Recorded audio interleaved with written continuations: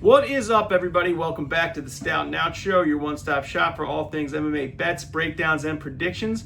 On deck for today's show, we have UFC 327 coming in hot from Miami this Saturday, April 11th. Main event's going to be Jiri Procházka taking on Carlos Ulberg for the vacant light heavyweight strap.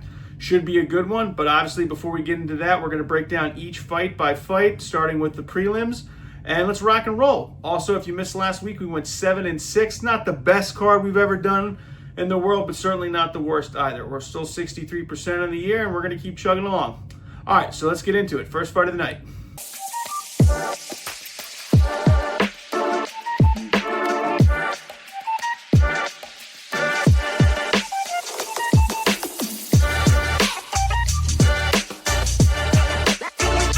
Okay, guys, first fight of the night is going to be Charles Radtke taking on Fransico Prado in the welterweight division. Radtke is going to be your minus 200 favorite, while Prado is going to be your plus 154 dog. All right, Radtke's 4-2 in the UFC, coming off a good sub win against Daniel Frunza that happened back in November.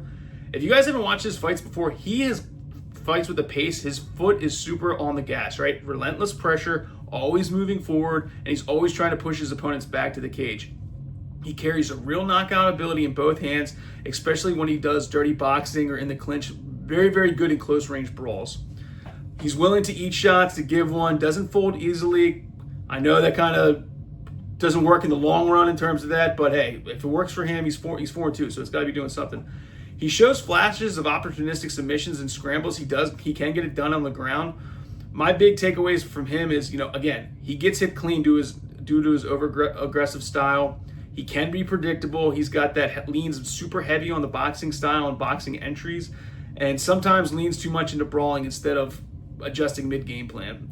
Struggles against more technical guys and longer guys, but if he wants to get the dub here, I just see him. Let's turn the fight into a brawl. Let's cut off the cage. Let's cut off the movement of his opponent, and let's land our power shots early and create chaotic exchanges. Again, we got to keep the fight in close and tight if we want to try to put him away via knockout or TKO. Prado, on the other hand, he is 1-4 in the UFC, and he's riding a 3-fight losing streak. He just lost to Nikolai Varetnikov by split decision. That happened back in July. Guys, if he loses this one, probably going to, hey, here's a ticket, take the bus to see in the PFL. He's not long for the UFC. The good news about Prado, though, what I will give him credit for, he's never been finished before. I mean, all his losses are by decision or split decision, so he keeps it close. He also has some legit knockout ability, especially early in the early rounds. His big and also he hunts for finishes, guys. He's not this, he doesn't really coast round to round. He's really looking to put his opponent away. Strong, athletic dude, pretty durable for his age, and again, much like Radtke, he's an opportunistic finisher on the ground. He can get it done there. He doesn't do it that often, but he's got some skills on the ground. Big takeaway from him is that his output kind of significantly drops the later the rounds go, okay? He's still learning. He's still adjusting to higher UFC caliber talent. And also, as I saw his previous fights, when he sits down on his punches, he really loads up. And that can be either countered pretty obviously or, not only, like I said, countered obviously, and it's predictable. The last knockout or takeaway I see from him as far as negative goes is he can abandon his game plan, guys. He's not really structured. If he smells a finish, he's going to throw the game plan away and we're going to go for the win. His path to victory, as I see it, is, again, he's going to overwhelm Radtke early, kind of trying to land his power shots early. He's going to try to put the fight away in the first round or early second and force those chaotic exchanges. Personally, I like Radtke in this one. I like Radtke just because he's got a better ground game. I think he's the better wrestler overall. I was going to say second round submission for Radtke in this one. I think Prado, he's just not UFC caliber at this point in his game. Might be able to come back later on, but again, I'm going to say Radtke all the way, second round submission. Next up, we got Kelvin Gastelum taking on Vicente Luque in the middleweight division. Gastelum is your minus 260 favorite, while Vicente Luque is your plus 196 dog. Guys, I remember when Kevin Gastelum was, challenging for a middleweight or welterweight title contention, man. Now he's the second fight on the card.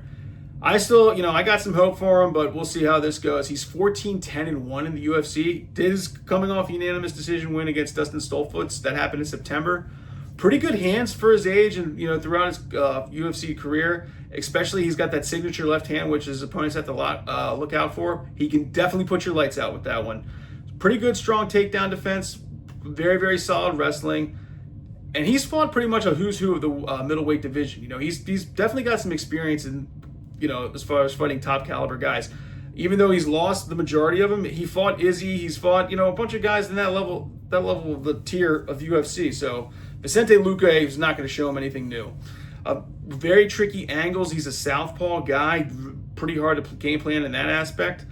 But the biggest thing for Kevin Gastelum, as far as the negative goes, dude, he is super inconsistent. He wins one, he loses one, he'll lose two, win three. Very, very hard to bet on, very, very hard to gamble on. As far as being a middleweight, he's very undersized for middleweight. We also know that he's missed weight a couple times. That's always kind of been an issue for him. Doesn't throw enough sometimes to win rounds. It's kind of just coasts. And he gets hit clean in exchanges. Lastly, again, he abandons game plans in mid-fight, but he's got enough. I think he's still got enough gas in the tank to beat Vicente Luque. On the other hand, you know, for Kevin Gastelum, his path to victory, pressure and effective. You know, he's going to close the distance. Probably try to use his wrestling a little bit more. Definitely looking to use his left hand and land it pretty consistently. And let's mix in the wrestling and let's disrupt his rhythm. Vicente Luque, on the other hand, he's riding a two-fight losing skid.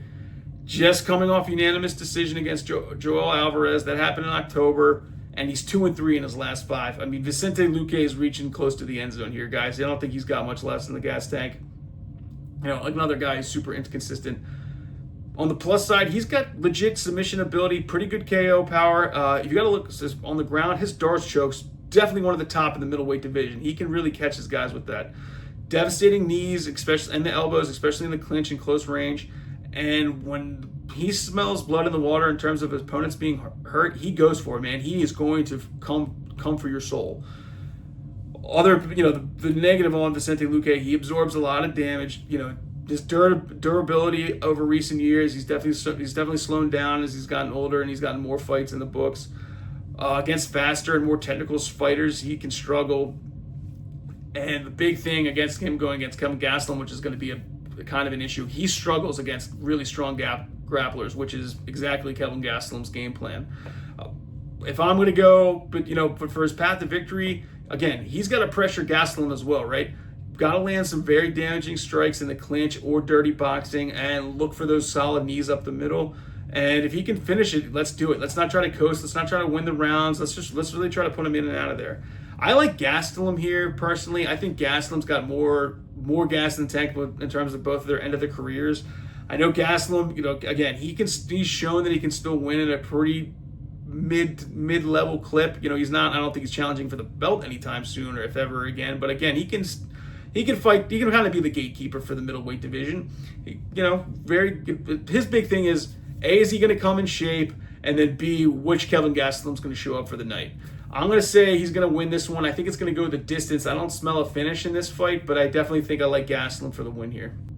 All right, this is my favorite fight of the night other than the main event, but we got MarQuel Mederos taking on Chris Padilla in the lightweight division. Mederos is a plus 136 dog, while Padilla is a minus 174 favorite. Guys, both of them are riding super nice win streaks, and both of them both are undefeated in the UFC. Mederos is 4-0 in the UFC, just coming off a pretty solid unanimous decision win. He's got a very, very well-rounded skill set, guys. He's both really comfortable on the feet and super comfortable standing on the ground as well. Good boxing fundamentals, really good combinations, and a solid jab. Pretty good at making mid-fight adjustments. He doesn't panic if he's losing the round. He stays calm. Definitely stays disciplined under pressure, which I really like. Also, he maintains the same output across all 3 rounds. He hasn't been in the main event yet, but against all 3 rounds. He's really good cardio.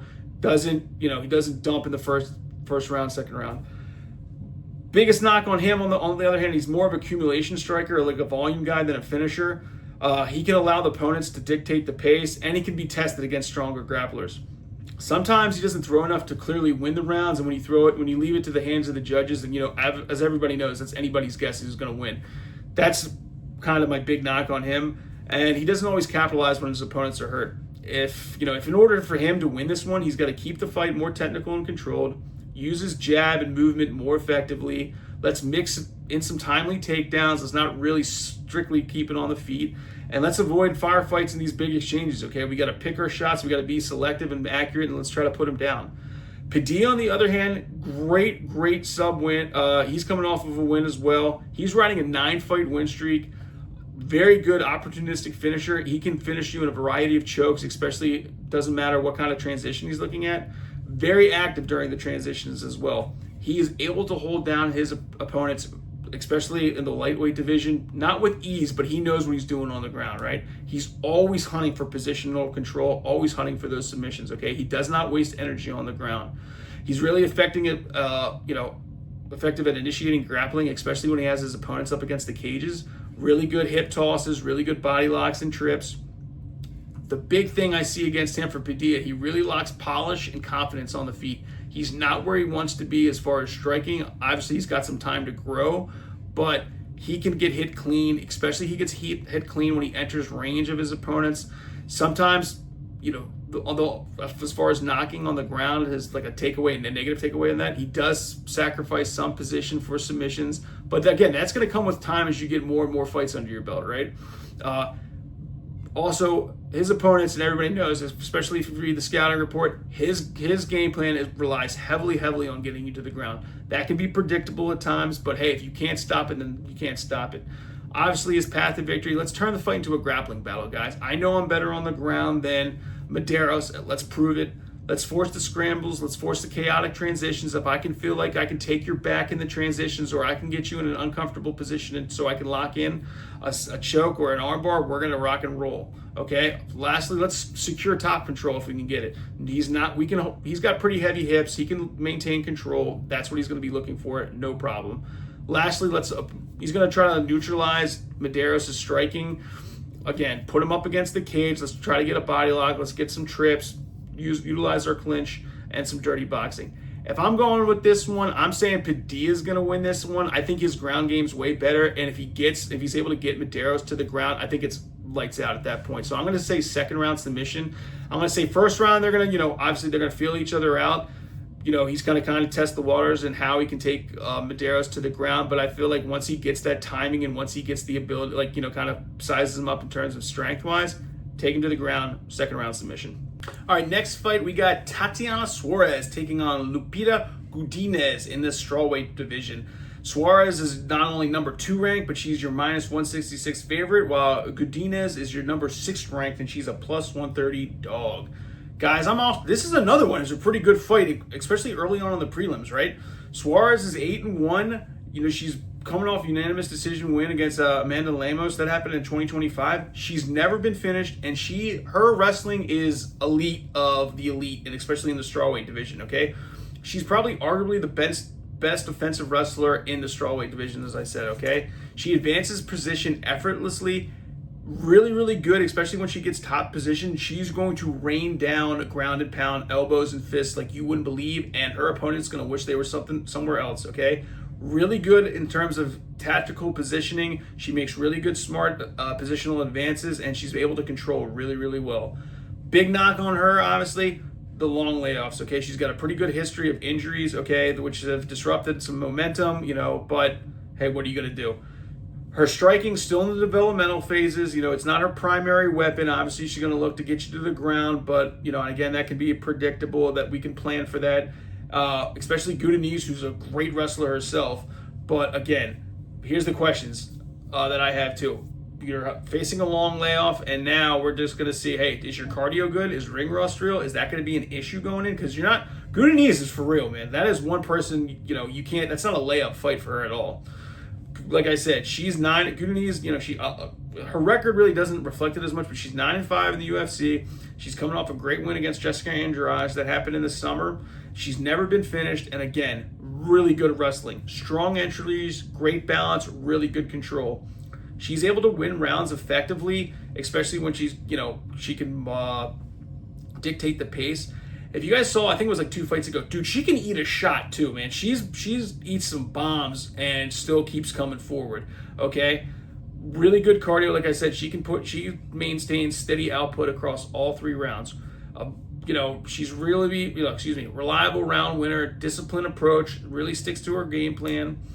The knock on her, like I said, limiting finishing ability. Most of her wins come via decision.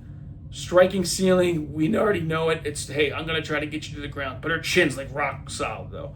Very reliant on wrestling-based game plans. And, her style kind of leans to the judges. She's not seen winning the rounds, obviously, or, maintaining control. A fight can easily slip out of her control, okay? Also, like I said, she's big on control and not finishing. So submissions aren't really, she'll get them that they're super, super opportunistic, but again, that's not really in her wheelhouse either. Again, a lot of her wins coming via decision, via control time. So her path to victory, as I see it, if she can get Tatiana Suarez down, which is a very tall order, let's win it with that. Okay, we're going to control the fight with wrestling. We're going to limit Tatiana Suarez's output with, striking output. And let's see if we can maintain dominance and get that top control. Personally, I think this is Suarez's fight to lose. I know that judges or odds makers have it very close, but I think Suarez has a tremendous wrestling ability. It's better than Godiinez's. I don't think this fight's going to see all 3 rounds. I do not think we're going to see a finish in this at all.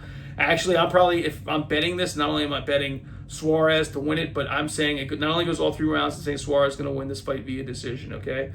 But I just think she's a better fighter in terms of, wrestling. Striking's a little sharper, but we're about to see if this ring rust thing's a big deal, or if she's, maintaining good training.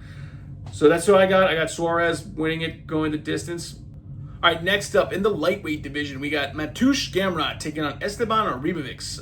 Gamrot's your minus 162 favorite, while Ribovics is a plus 126 dog. Again, another pretty close fight. Gamrot, he's 8-4 in the UFC, coming off a pretty solid sub loss against Charles Oliveira. Surprise, surprise, Chuck Oliveira, he's a beast, dude. He's beating everybody and just won the BMF title. It's nothing to lose sleep about. People lose to Chuck Oliveira all the time. Guy is a fucking animal.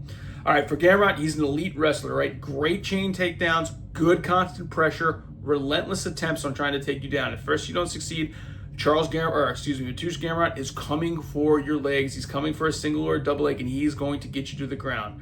In terms of scramble ability, he's among the best in the division, right? He thrives in transitions, can push a suffocating pace, whether it's a 3 or 5 round fight. Very, very good cardio. Good, smart about controlling where the fight takes place. Obviously, he wants to take it to the ground. We're going to try to get it to the ground.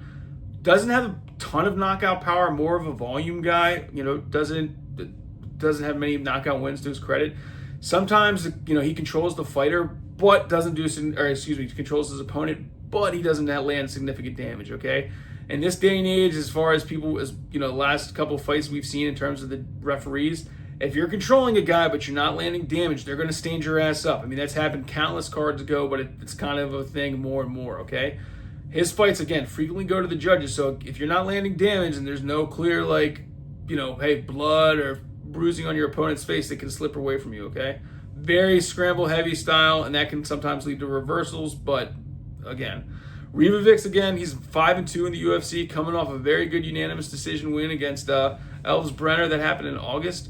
He's never been finished, too. Real KO threat, especially in exchanges, throws volumes and very solid combinations, okay? Forces opponents into firefights, mixes levels pretty well in terms of, body head combinations, doesn't really headhunt like most people. Pretty good at using his range and as far as kicking as well. Big knock on him, though, he does get hit clean during exchanges. And for style, or as far as style goes in this fight, he can be exploited by strong wrestlers, which is kind of right in Mateusz Gamrot's wheelhouse. His style kind of invites damage in terms, like I said, he's super overly aggressive sometimes. He can abandon the game plan to chase finishes. And if it's against a strong grappler like a Gamrot can dictate the pace, okay? That's kind of where, Ribovics struggles. If his path to victory, he's got to keep the fight standing. No ifs, ands, or buts about it. He's got to, get the fight on his level in terms of getting into firefights, forcing pretty solid exchanges where he can find Gamrot's chin, land some good power shots early on and in the mid-fight, and do as best as he can to avoid grappling and heavy grappling secrets.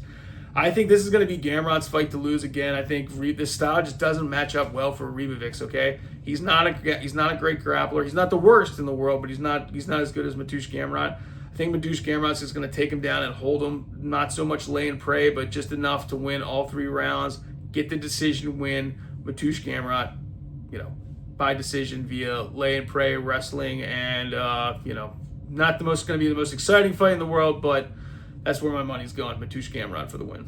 All right, next up we have Kevin Holland taking on Randy Brown in the welterweight division. Kevin Holland is your plus 110 underdog, while Randy Brown is your minus 140 favorite.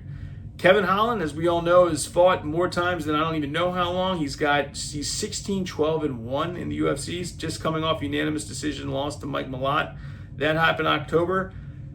Kevin Holland need more to the balls than a participant in a ladies self-defense class. I mean, that guy I don't even know why he continued to fight. But he had to be pissing blood at the end of that fight, no doubt in my mind.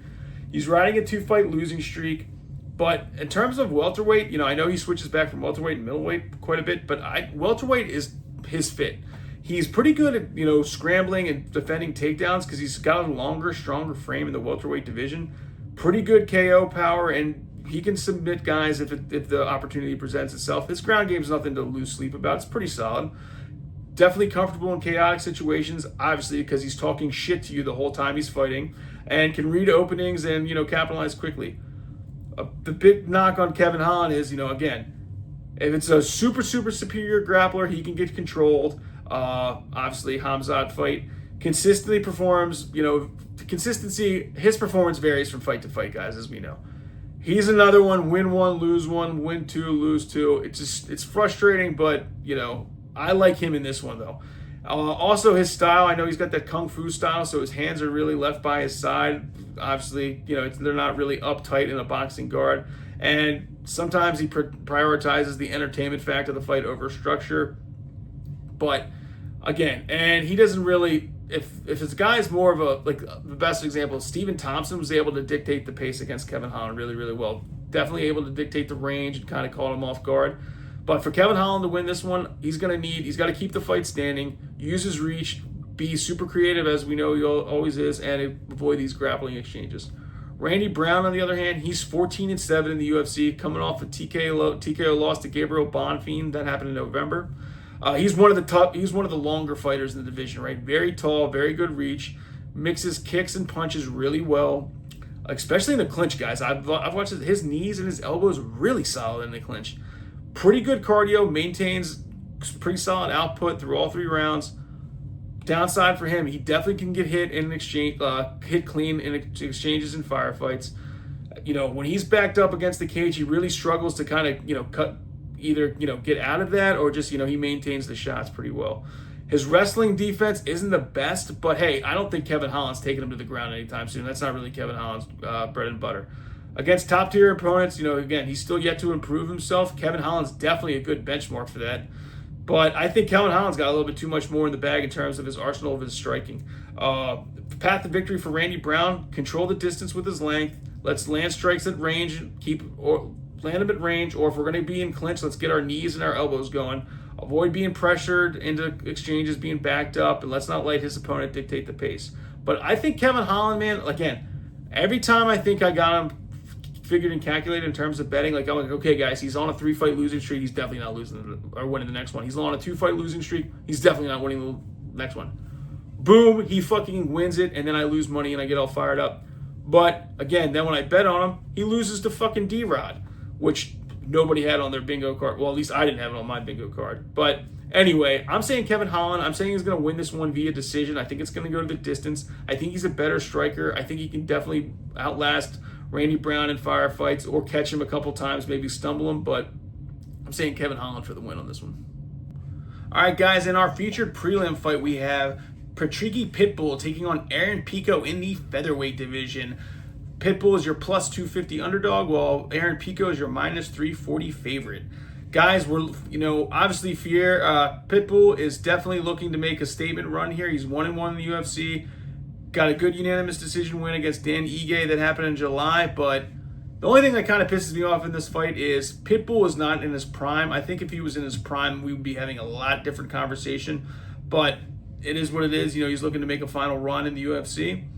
He's got fight-ending power in both hands. Very, very legitimate knockout power. Very well-rounded skill set. A legit black belt in jiu-jitsu, dude. He is very, very good. He just doesn't use it as often as he should. Good counter striker. He's excellent at timing and excellent at capitalizing his opponent's shots and able to react really, really well.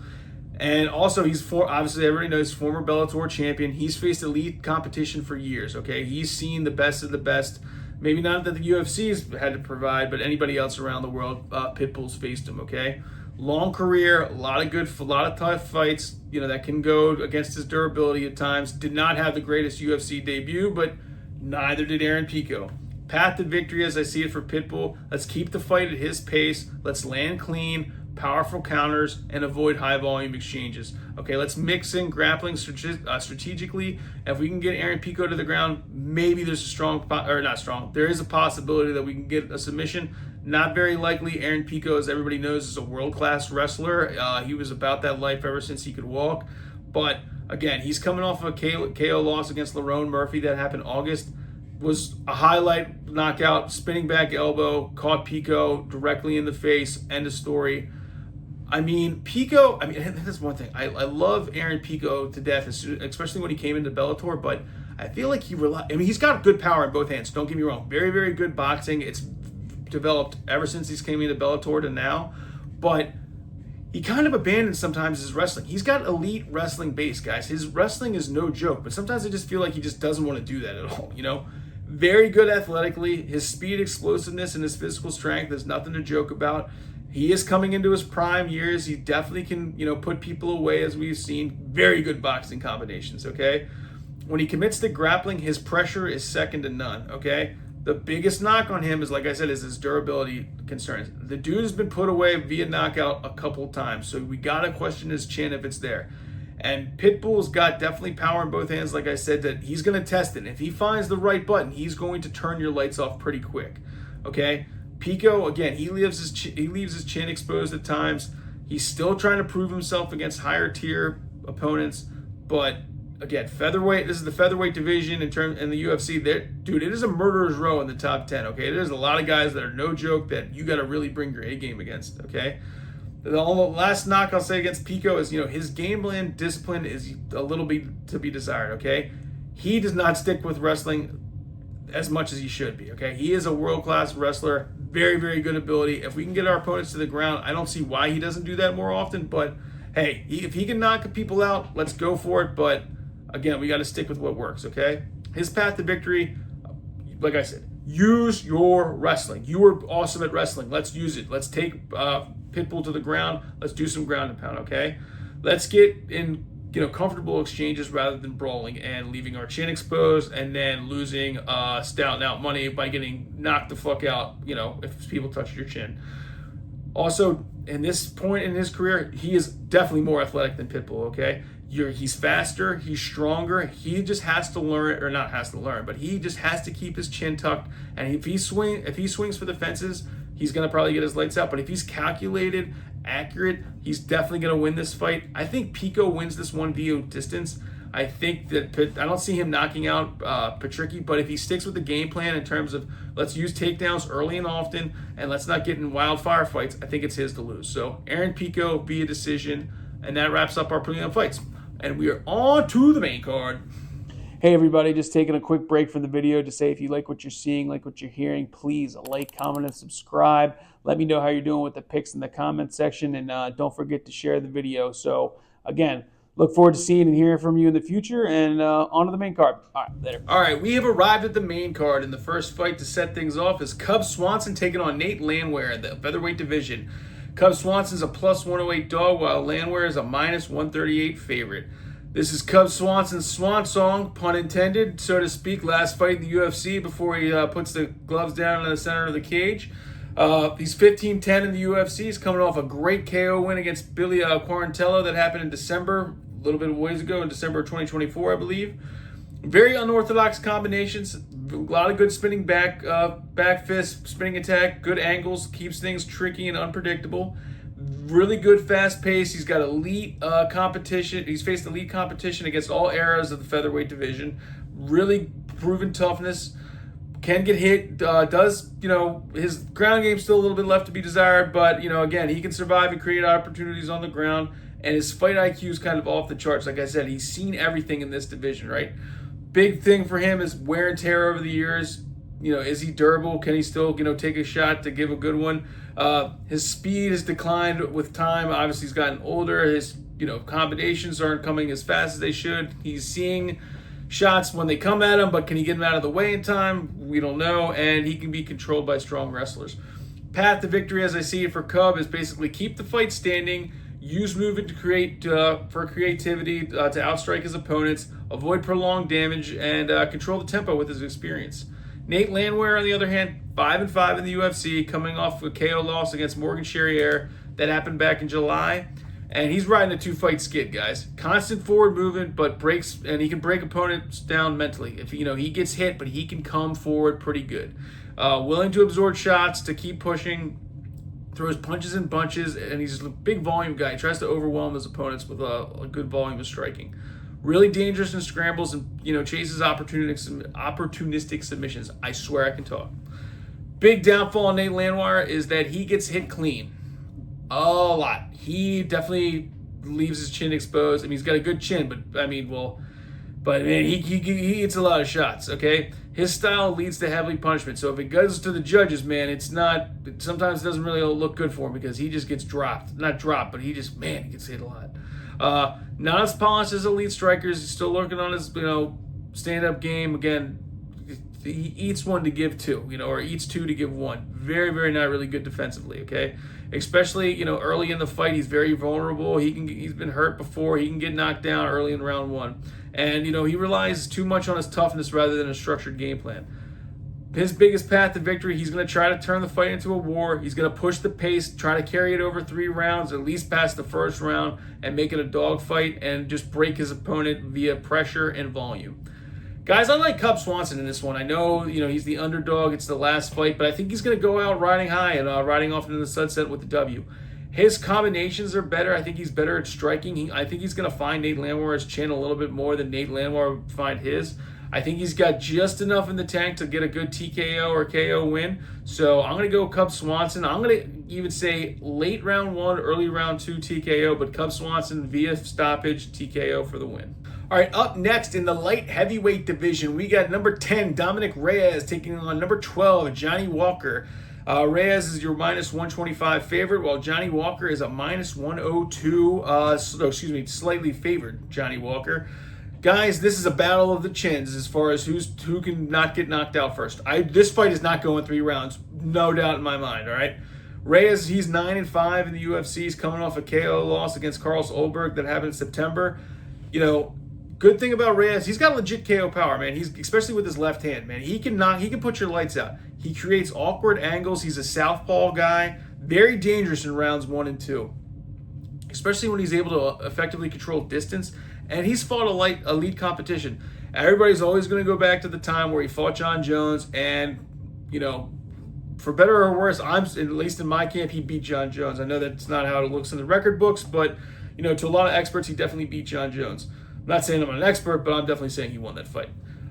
Big knock on Reyes, though, is he has a lot of KO losses. He's lost 5 times in the UFC. 4 of those have been by knockout, okay?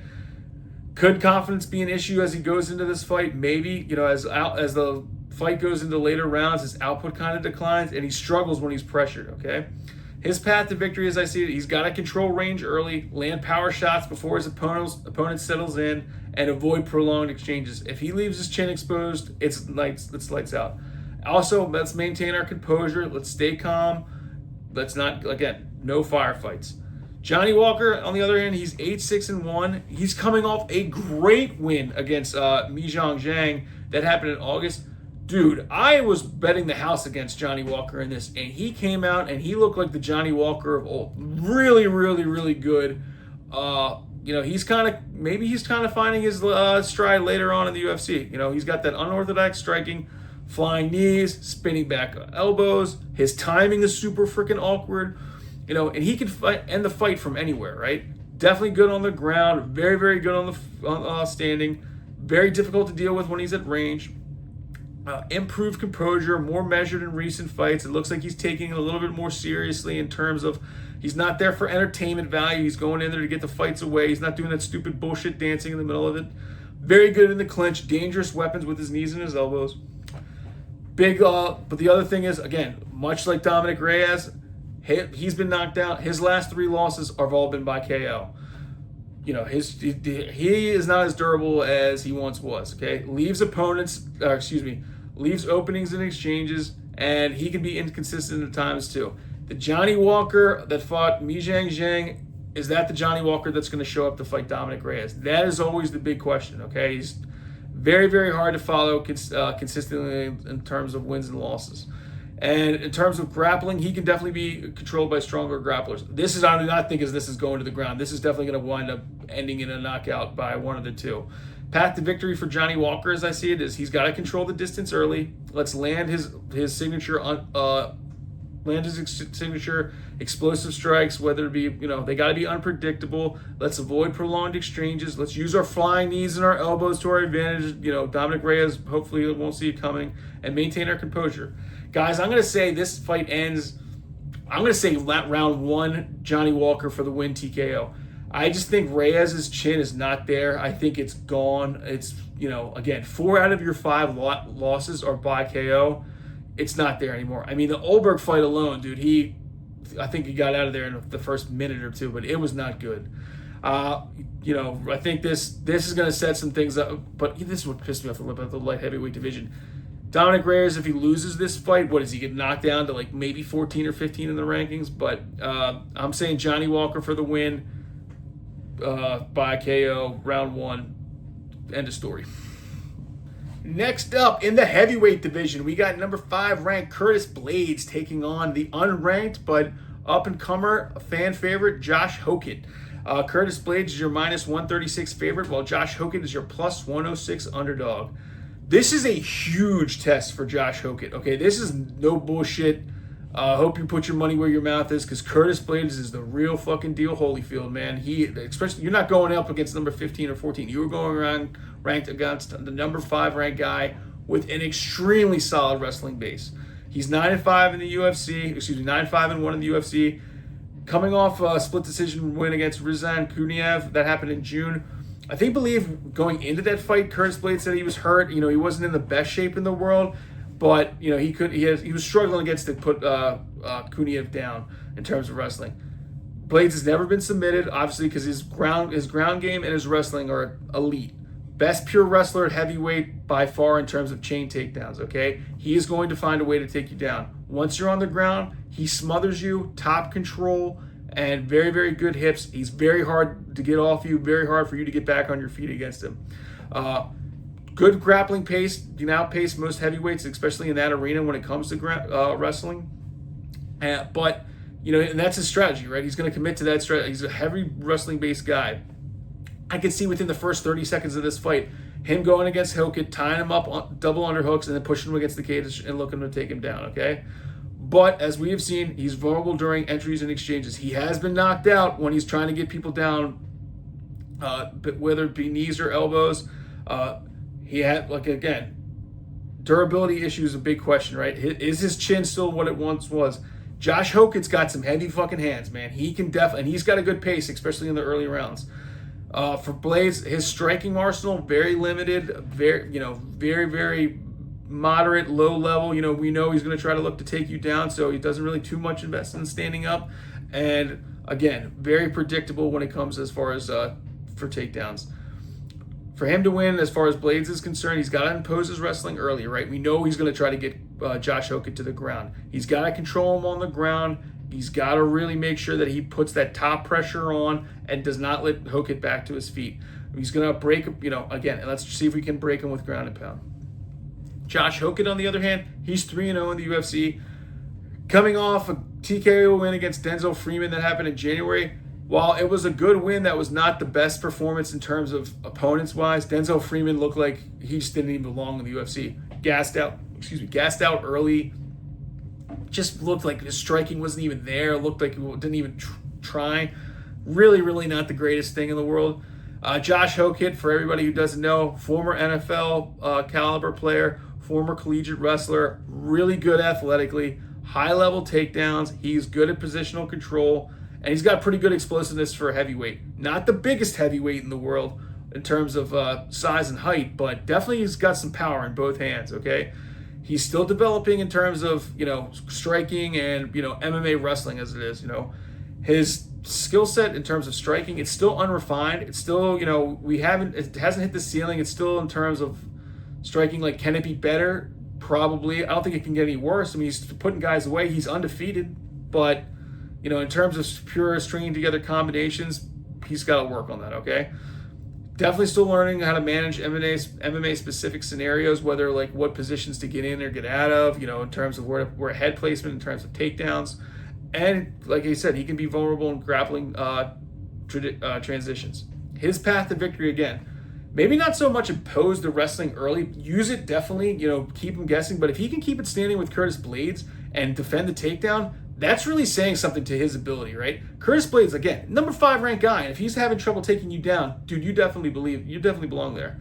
Definitely going to try to limit the striking exchanges. We're going to see, we're going to test the waters. If he's getting it off, I think he's going to stay, he's going to stay in that realm. But if Curtis Blades is getting the better of him on the feet, then he's definitely going to resort to wrestling, okay?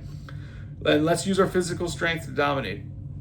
Guys, I'm going with the partner that got you to the dance. I've been really high on Josh Hokett ever since he came into the UFC.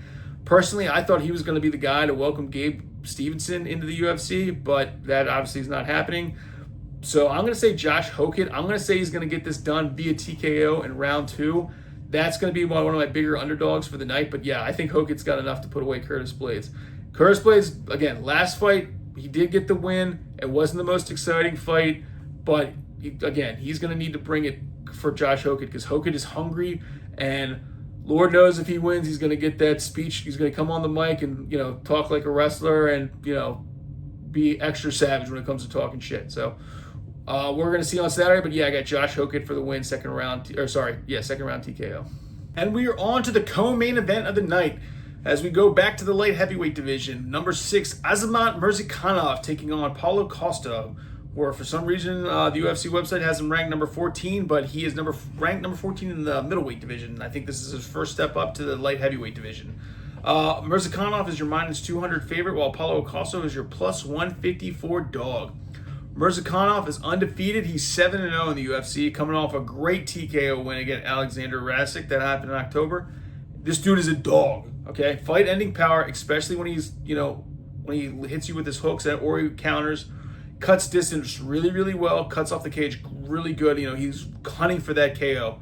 Very tight, very efficient combinations, and he likes to break his opponents down via body shots, man. He's really good at finding the body when it comes to combinations, okay? During exchanges and like firefights, he's very calm, sits down on his punches, looks to really, really, engage in quick, accurate strikes.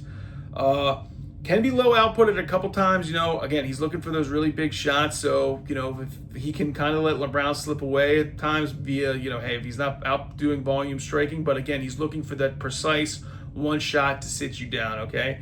At range, can be hit by longer strikers, and, he's still building his resume. He hasn't fought, the top guys right now at the light heavyweight division.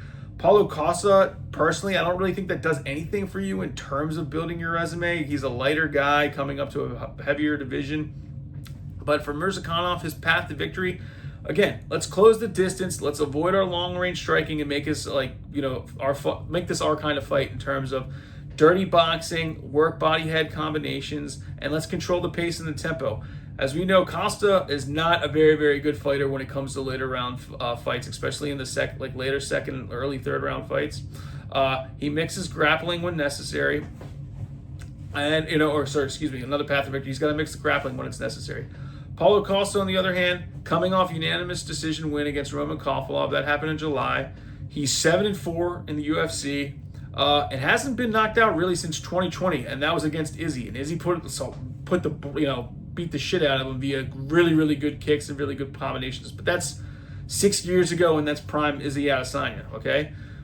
Costa's got some devastating body work, okay? Among the best in the MMA world in terms of breaking opponents down and finding the liver shots and good, really, really good body shots, okay?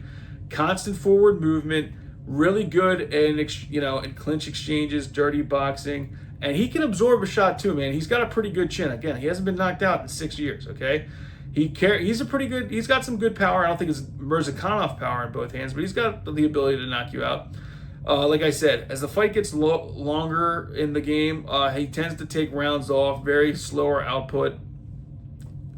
For pressure fighters, he definitely gets hit clean if people are able to put the gas on him.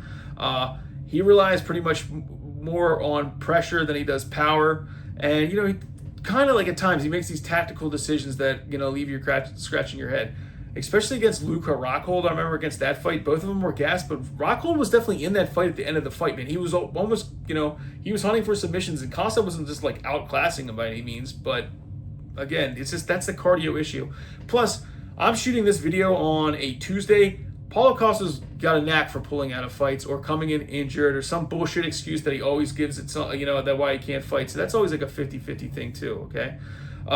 And lastly, he struggles against elite technical strikers, which Mirzakhanov definitely is, okay? So for Costa, his path to victory is basically he's got to impose his fight early. Keep Mirzakhanov at range. Let's land our consistent body shots. Let's really work our combinations and try to sit him down with a solid liver kick or, a good work his terms of, hitting his leg with slow leg kicks, taking away his power in that sense. And let's force him into exchanges. Maybe you can get lucky, maybe land a good counter hook or land some good shots to put him away. I'm going to say Mirzakhanov wins this one in round 2 TKO. I think Mirzakhanov definitely has the power to put Costa away. I think Costa at this point is going to, in my personal opinion, I think after he loses, he's going to realize, I should have stayed in the middleweight division. This is definitely, there's definitely levels to this shit. I don't think he has the power to put away Mirzakhanov. Definitely not the wrestling ability either. So I'm going to say Mirzakhanov, second round TKO. And we are on to the main event. Number 2, Jiri Procházka taking on Carlos Ulberg, who's number 3 ranked. Pretty even fight so far. You got Ulberg slightly favored at -102. Probably got Procházka at -125. Procházka's 6-2 in the UFC, coming off a great TKO win against Clear Roundtree. He's riding a 2-fight win streak. I mean, Clear Roundtree had him hurt in those couple rounds, and Procházka just sat there, took it, and just waited like a fucking boss to overcome and just crush him. I mean, he really, really took a lot, like the best of what Clear Roundtree had to offer, and just came back with a vengeance, man. The biggest thing I think is just that he takes so many shots. You just gotta wonder, okay? But for Procházka, his striking is so unpredictable. He has these comes in from awkward angles. He does this wild spinning shit. I know he's like half a samurai or whatever. His timing is super unpredictable, but that's what makes him great, okay? He's got a super high finish rate, very good at KOs and submissions, and pretty much if you're in his opponent, it's really hard to game plan for him just as simply because his offense is so unpredictable. Like I said though, if the knock on him is he gets hit clean, he gets hit frequently and clean, okay? Clear Roundtree definitely put him in a fight, okay? Like he left that knowing that he was definitely in a fucking war, okay? That was not like a clean sweep. He relies a lot on chaos, that can backfire at times. Obviously, he's lost to Pereira twice. And in terms of grappling, he's still, it is exploitable. He's not the best down there, but he's not the worst either. And, what he really lacks sometimes is fundamentals at times, okay? His big thing is he's got to turn this fight chaotic. It's got to turn into a Procházka fight, whether it's a war back and forth that he can just outlast Ulberg to get that TKO win, or just really use those high impact strikes, whether flying knees or spinning back elbows to his advantage. And he's got to break Ulberg's rhythm, okay? Ulberg is 9-0 in the UFC, and he is riding high on a 9-fight win streak, all right? He's coming off a TKO win against Dominick Reyes. That happened in September. He put Dominick Reyes away quick, which, not to shit on Dominick Reyes, we already talked about it early on. Dominick Reyes, his last 4 of his 5 losses are all TKO, so his chin is not the greatest in the world. So this is a big test for Ulberg right here. I mean, Jiri Procházka is no fucking joke, all right? Ulberg's got elite kickboxing. It's clean. He's got clean technique, really sharp combos, great fundamentals in that space. Very athletic, all right? Good physical presence, pretty tall, pretty long frame, and he's really good at controlling distance. Not to mention, his KO ability when it comes to counters, second to none, okay? He's much more patient than he was early in his career. He knows how to pick his spots. He knows how to slow the fight down to the pace he wants to. Sometimes he can be overly patient, which kind of hinders him, and he can be tested by guys who put on that relentless pace, okay? Early on in his career, he kind of had some cardio issues where he fatigued toward the later rounds, but it looks like he's kind of turning that around. Path to victory I see for Ulberg is, he's got to keep the fight at range, control the pace and the tempo, and let's land those clean technical strikes in terms of knees and kicks. Guys, I've been going back and forth in this one to see, it's such a close fight, I had Procházka winning in round 3 because, obviously because he's been in so many wars and he can take the shots, but I just think this is Ulberg's time, man. He's just 9-0 in the UFC. He's shown really, really up-and-coming striking. So I'm going to say Carlos Ulberg, either late round 3 or round 4, TKO, and that's your new light heavyweight champion, Carlos Ulberg. That's it. All right, appreciate you guys watching. I'll see you guys on the next one next week, April 18th. Bye.